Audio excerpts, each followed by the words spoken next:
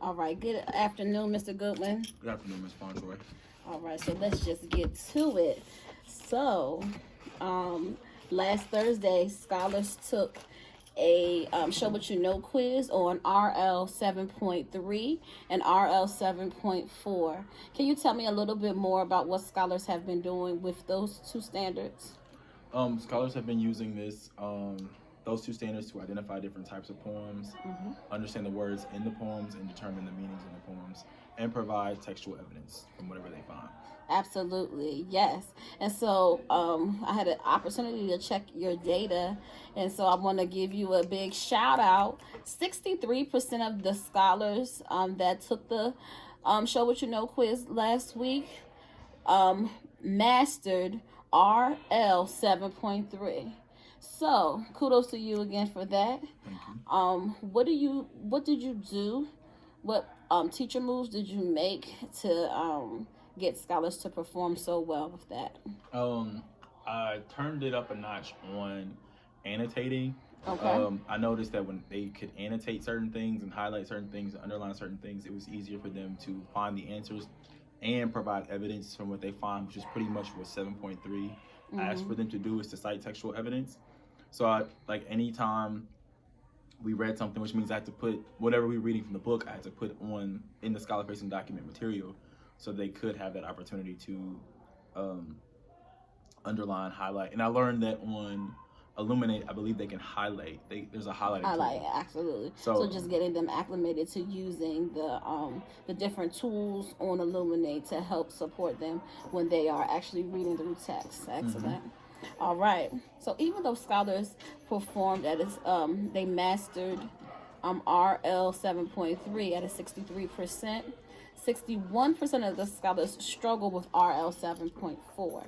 And so what I would like for us to do today is stamp that RL 7.4 is the standard that we're working with in order to get scholars to move to mastery. Correct. All right. So let's take a look at your no-show chart. What are some of the skills that scholars need to know to be able to master RL 7.4? Well, they need to know all of the literary devices, especially with the poetry. With this module being over poetry, I've noticed that a lot of the poems have a lot of metaphors and similes, and they aren't the most familiar with them. So the literary devices, they need to know that so they can identify, okay, this is a metaphor, this is an simile. They need to know connotation, like the definition of the word, how to use it. They need to know figurative language and alliteration. All right, good. And absolutely, they definitely need to know those things. I want to add a few things, though, in the no area. They also need to be able to determine what is the meaning or tone of a text. We've been touching on that a little bit, too. We've been talking about the structure of a poem or of a text and how that shapes pretty much the mood or the feeling of what the speaker is trying to say. Yes, I think the structure does, but more than just the structure, what about the words that are in the poem as well too? So that's the main reason why I wanted you to add that. Okay, and then especially with tone and how that aligns with different types of punctuation, because they the Kip Wheatley will ask if punctuation was added into this poem, how would that change the meaning or the tone? So I definitely agree that that's something that they need to brush up on. Okay, and that would change. Is that the questions? Sometimes when they ask about if it were written in a different form, it would of course be a paragraph or a passage, right? Okay, all right, good. And so what I want us to do now is look at the questions that scholars struggled with.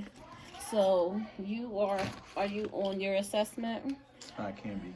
All right. Okay.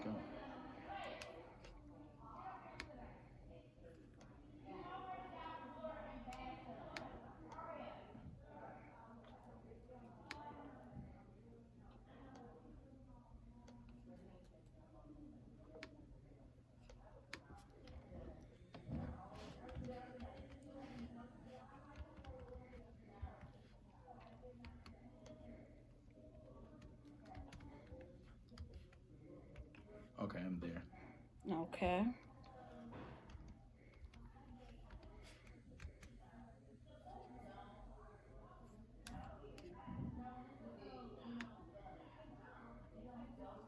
Excellent. And so when I look here at the assessment, I noticed that scholars, the questions that were RL 7.4, question 1, question 2, and question 6. So when I looked at your assessment, I looked at question number 6.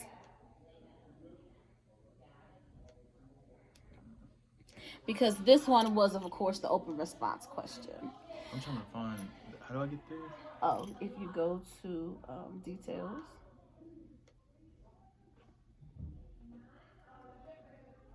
Okay, there we And go. then go to question 6. I think this is the written response. And so one of my big things is that we want to push scholars to mastery when answering open response questions.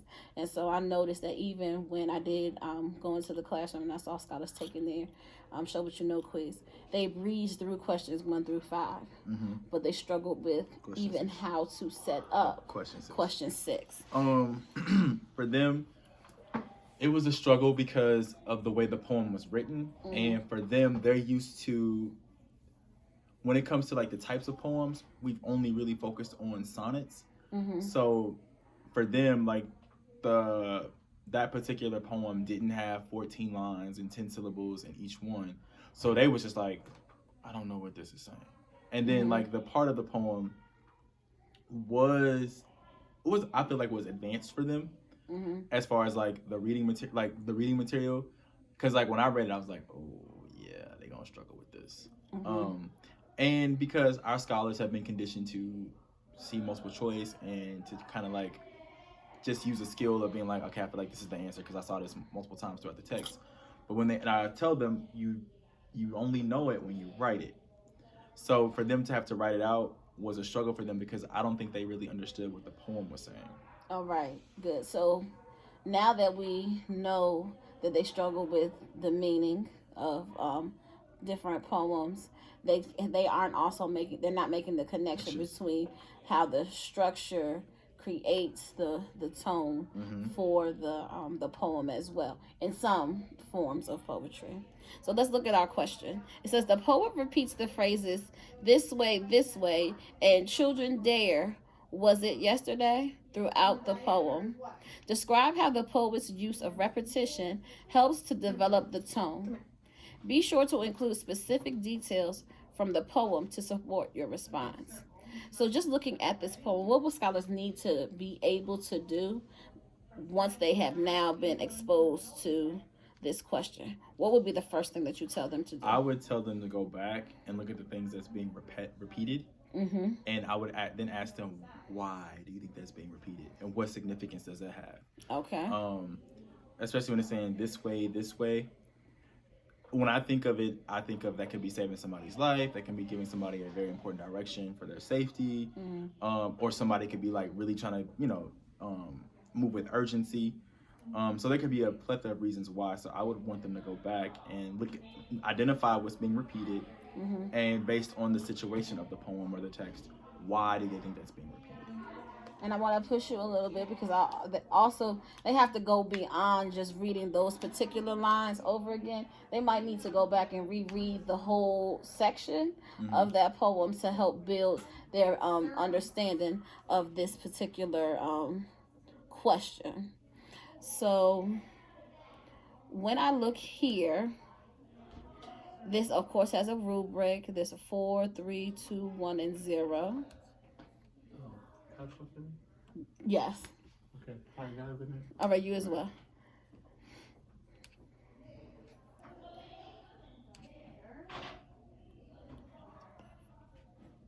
All right. So I have the poem in front of me. It's asking me this particular question. Describe how the poet's use of repetition helps to develop the tone. How will we get scholars to master this particular question? What would we need to do? We need to.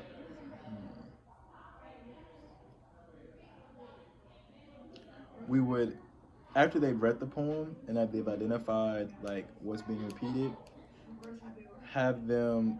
I would personally want them to think about a time where somebody was telling them to go, giving them a certain direction, and what was their feeling? What was that person who was giving them the direction? What was that feeling? And because as I'm reading down here, looking at the guidelines, it mentions how saying this way multiple times builds up a tone of excitement and wonder. So I would want them to think of a time where somebody was giving them directions and to move with urgency, and what that looked like being projected to them. Okay. So let's say that you aren't there to guide them and they would have to do it on their own. What skills do they need in order to answer this open response question? So I'm a Maya and I'm sitting in class and I have this question in front of me. It says, describe how the poet's use of repetition helps to develop the tongue. What do I do in order to answer this question? Notice what's being repeated, notice the punctuation, and why that's important. Okay, right. So one, have scholars go back and reread the poem. Then you want to look at what is being repeated and determine why. Absolutely. And then they can answer the question from there. So now let's go to some scholar responses because I want to push you in the area of the reteach. All right, so I go here. Go to enter edit. And let's look at some questions for 7th grade.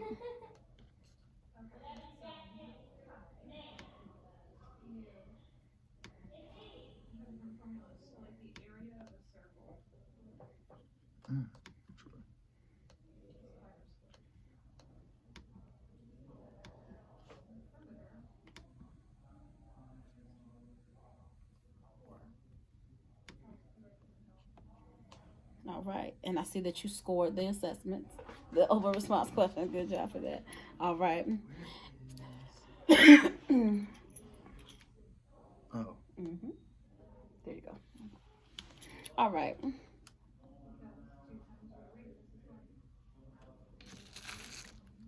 Next thing that we're going to do, I want us to spar with our exemplar.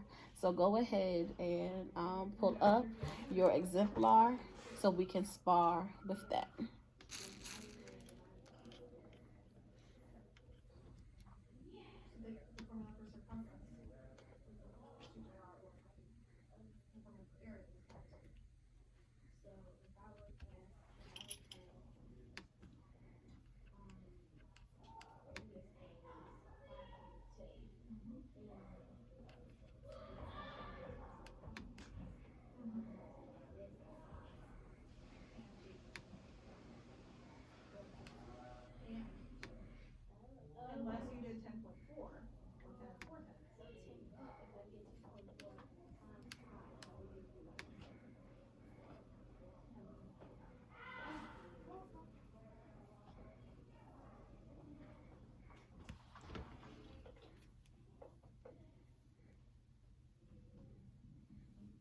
All right, got yours.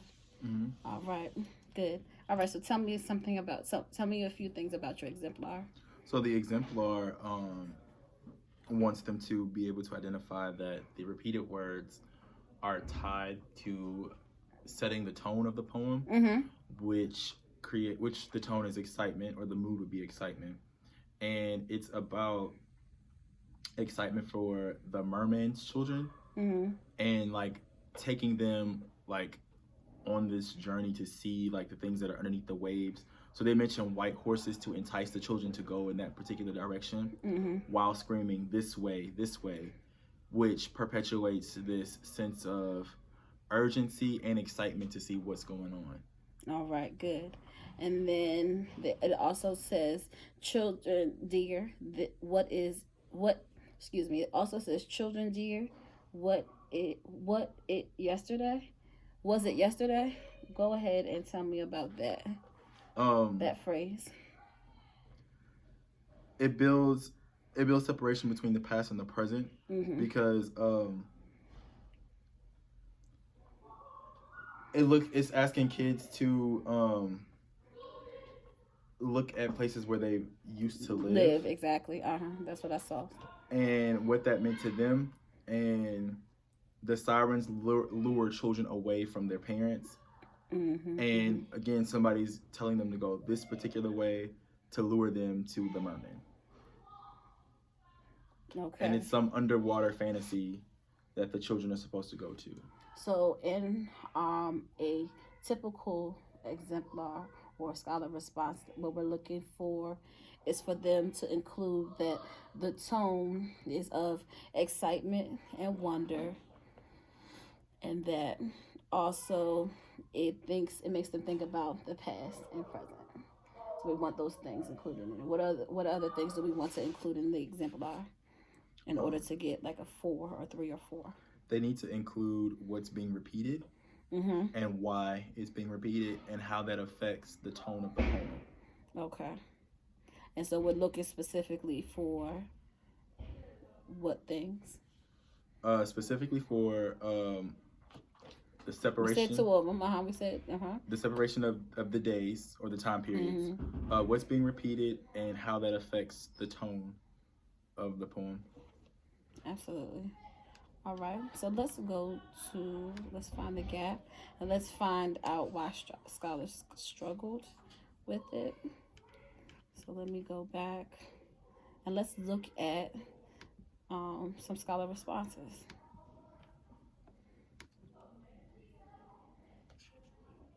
All right. So here I see Chantel Bonner. She received a 4. So let's pull hers up. And then let's go to someone like Dwight Butler. He has a 1. And so what we're going to do when we're thinking about the reteach, we want scholars to be able to see what can I do in order to get a high score on my open response questions. And so something that I learned at Relay the other day is now what we do is we have scholars look at, we don't put the scholar's name or anything on here. We have them look at a weak response,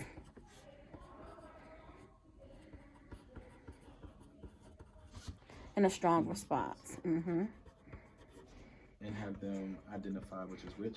Well, you're walking them through why this is weak and why this one is strong, but you're going to cover up the word weak and strong and let them read it and say, hey, is this answer correct?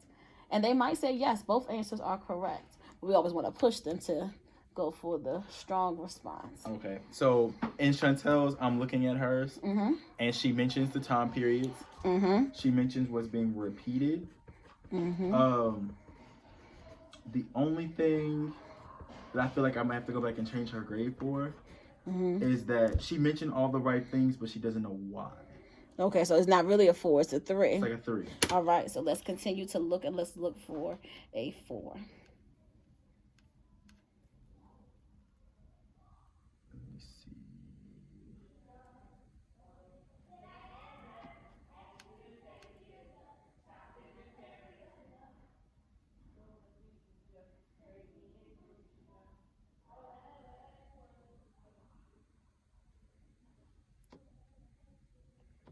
Let's continue to look for a 4. I would look at Demi's. I saw hers earlier, and I meant to say her name, but yes, let's look at Demi's. I was reading hers too, so I feel like hers should be a 3 instead too, though, okay. Because it's the same thing. She gives more detail than Chantel. Okay. And why the poet uses the word. She picks out what's being repeated. She has a great explanation as to why it's being repeated. She mentions how it touches on the tone. But she does, and she even mentions the days, the separation of yesterday and today, but she doesn't know why. Okay, so that means that we need to go back and check these. And so even though they didn't really score a 4, they scored a pretty high 3. We still want to look at their responses and make them even stronger. So let's look at Demi's, and we can still use the whites. and we want to see what Demi has in her response Dwight that is did. strong, and see how we can get everybody on board with creating a response that's just like Demi's. All right. So Demi, of course, she talks about the time period And how it sets the tone. I mean, And- and what's repeated and how that sets the tone. and how repetition sets the tone. And she touches on how like the tone is excitement because there's an urgency for the children to follow. Okay.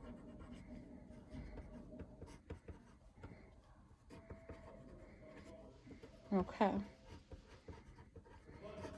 All right. What does Dwight have? Dwight says the poet develops the tone by using what is there already and writing another to match the tone that was Okay. used in the first. So what I would put that his is rather vague, and it doesn't fully answer the question, right?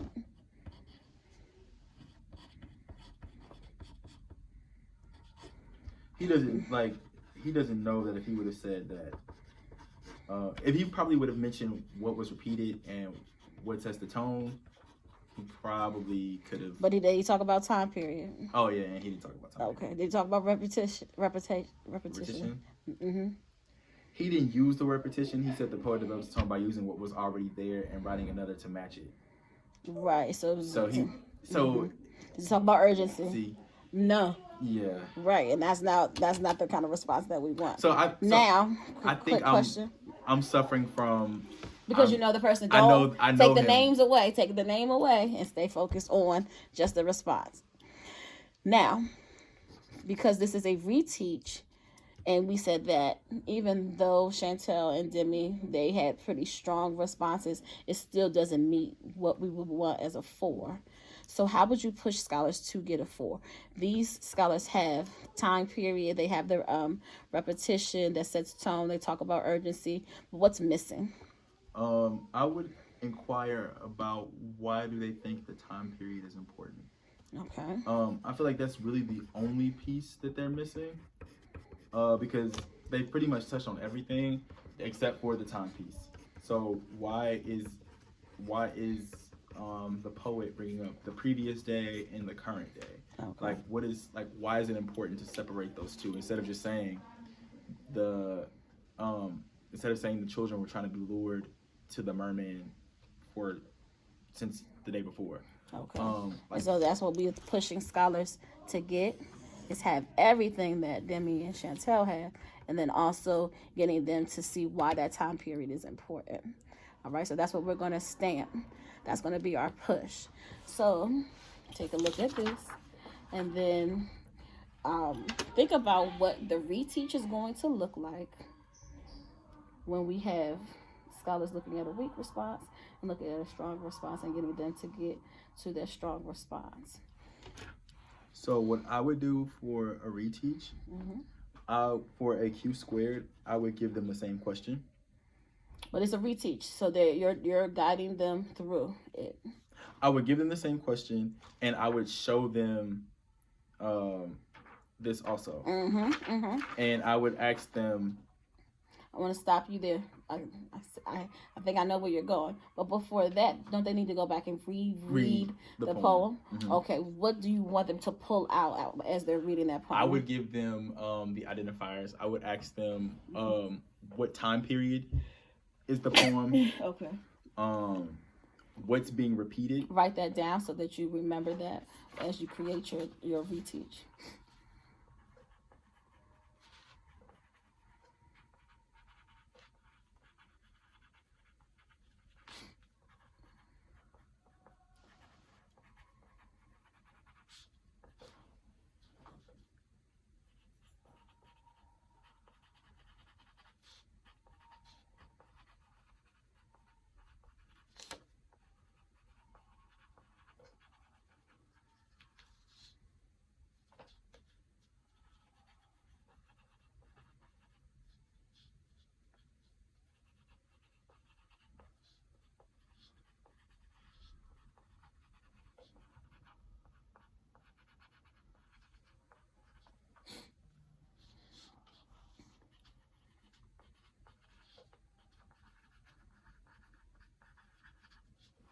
Okay, so I would ask them the time period of the poem.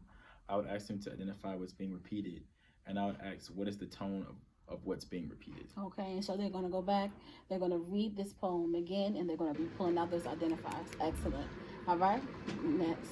So now let's say they've done that. What's next? I would ask them, I would then ask them, like, I would kind of like bring it full circle for them. Like, what does it look like when your teacher is walking you from the cafeteria and they're screaming, let's go, let's go, let's go? Because I do that when I'm walking in from the cafeteria. I'm snapping like, let's go, let's go, let's go. I would ask them, what kind of tone am I using? And I'm hoping it would lead them to be like, urgency, because you're trying to get us to go somewhere. And I would like bring that to the poem. So like, that's the same thing. They're saying this way, this way. What is that? Like, what is that implying them to do? Good. So then next we're gonna look at the question and have them break down that question. And then that's when you can then describe what urgency looks like, so that they can see, okay, that they can kind of bring those things together a little bit closer. So I would have them pull out that sentence that basically tells them how does it describe the tone. So here, describe how the poet's use of repetition helps to develop the tone. And so I would have to explain that to them, because I learned today, because we had a poem that was the element was repetition, and we had to go over what repetition meant. So I would pull out something you could put in your scholar-facing document. Yes. I would have to ask them, what does repetition mean? Or like sometimes, like for sonnets and soliloquies, I knew they were gonna be like, what is this? So I kind of gave them the definition on the scholar-facing material, so they could answer questions as they went forward. So I would ask them, what does repetition mean, and what happens when somebody repeats themselves? Because there is a mood or a tone when somebody repeats themselves. And so no matter what, when they see repetition, they need to know that it means this. All right, good. Okay, so let's put this into action. Let's do the first part of the reteach. It's on you. Remember what we talked about. They need to reread, and you're going to have the indicators for them. You're going to say them aloud so that they can annotate. And then you're going to look at the question, pull out that sentence about describing repetition and tone. And then we're going to look at weak and strong and what makes this strong, and then add your last piece to it. Okay. Scholars, if you can hear me, clap once, clap twice. All right, thank you. So we're gonna review. We're gonna go back and look over some things from the last Show What You Know quiz. I remember everybody had a question about how to answer question number 6, which was the open response question. So what I want you guys to do first is I want you to take the next 2 to 3 minutes to reread the poem. After you reread the poem, I want you to take your pencil and then circle and underline any important information. So I want you to stop there, because I'm going to tell you what would be considered important. You are specifically looking for any time periods, anything that's being repeated, and anything that you feel like is a mood, right? And does everybody know what a mood is? Show of hands, silent, strong hands if you know what a mood is. Awesome. Okay, so again, you're going to reread the poem. You're going to circle and underline the mood, what's being repeated, and any time periods that you find throughout the text. I'm going to give you 3 minutes to do this silently and independently. You may begin. And I'll know you're finished when pencils are down and you're tracking me. You may begin. And so you're circulating around the room. You're looking for scholars as they are annotating that poem. All right, you're stopping midway through. So at 1.5 minutes, you're stopping, and then you are giving out some hints of things that you have seen, circled, and highlighted, if they're on the right track. Okay. And scholars, if I can have your attention on me in 3, 2, awesome. So can you guys tell me right off the bat, what do you see that is being repeated throughout the text? Excellent. So I want to ask you guys a question. Typically when somebody has to repeat themselves or reiterate something, what typically happens? Does the mood or their voice stay the same at a constant, or does it either get high-pitched Are they a little bit more dramatic? Or are they being, what y'all consider being extra or doing too much when they repeat themselves? So for example, when I'm walking you guys from the cafeteria after lunch and I'm saying, let's go, let's go, let's go. Am I the nicest at that moment? Probably not, right? Because I want you guys to get somewhere with urgency, right? So in this poem, they're referencing children and they keep repeating this way, this way. What kind of mood or tone do you think is being set? I want you guys to go back in the poem and look for any textual evidence that supports your answer. I'll give you 1 minute. You may begin. All right, good. All right. They finished that part. Now let's move into, now that they have reread this poem, they have pulled out textual evidence. They now know about mood and tone and time period. All right, what's next? So now that we know about everything that I asked you guys to look for, what is actually going on in the poem? Okay, excellent question. Somebody's trying to lure kids somewhere. Okay, so that is exactly what's going on. There's a merman trying to lure kids somewhere to like this mystical place under the ocean or whatever. That is correct. So going back to the tone, if I'm trying to lure children somewhere they're not supposed to go, and I'm saying this way, what kind of tone am I giving? Because I want these kids to come with me. Mm-hmm. So am I being mean? Awesome. Right? I'm being nice. I'm probably being soft, but I also am saying this way repeatedly because there's a sense of urgency that needs to be there because I'm luring them away from their parents, which means that I'm taking them or they're sneaking away from their parents to come somewhere that their parents are not sure of, which means I'm creating that sense of urgency by repeating myself so they can come with me quickly. So I would have scholars write that off to the side so they understand that urgency, the repetition is because the author wants to show excitement and urgency. Okay. Now we're getting to looking at a weak response versus a strong response. Okay. So if you guys look at the board, I have 2 responses to the text question, right? Now, of course, one is longer than the other, but because the answer is longer than the other, does that mean it's necessarily right? No, it doesn't, right? So the response where it says that the author wrote something twice to repeat itself, does that give us a solid answer? No, right? What are we missing? We're missing the tone. Great. And we just said that when somebody repeats themselves, it creates a tone of what? Of urgency. And in this particular case, since we want children to come away with us, are we being rude? No, right? We're creating like a safe space, like a peaceful space of excitement because this is children that we want to lure, right? So what else do we need to talk about based off this chart that we see on the board? We see time period. Good. Right. So you literally have the exemplar up and you are going and you're annotating in there and then you're writing like, hey, this response includes time period, repetition, tone, all of those things, and have them identify those things too. Okay. And then have them look at the first response, and then ask them, does this response satisfy everything that we need in order to receive a 4? Okay. So out of the 2 responses, does the first response answer or appease all the things I told you guys we'd be looking for at the beginning of class? Huh? Because I don't know. I could say satisfied. Like, I mean, sound awkward in there, and like they just need to figure out what it is. Like they might not know what it is. Yeah, they need to. Yeah, we have to boost their vocabulary. So you can say satisfy or meet all the requirements. Okay. So does the response for number 1 satisfy what I told you we would be looking for at the beginning of class? No, right? So on a scale of 1 to 4, what would you rate the first response? I see some 1s, I see some 2s.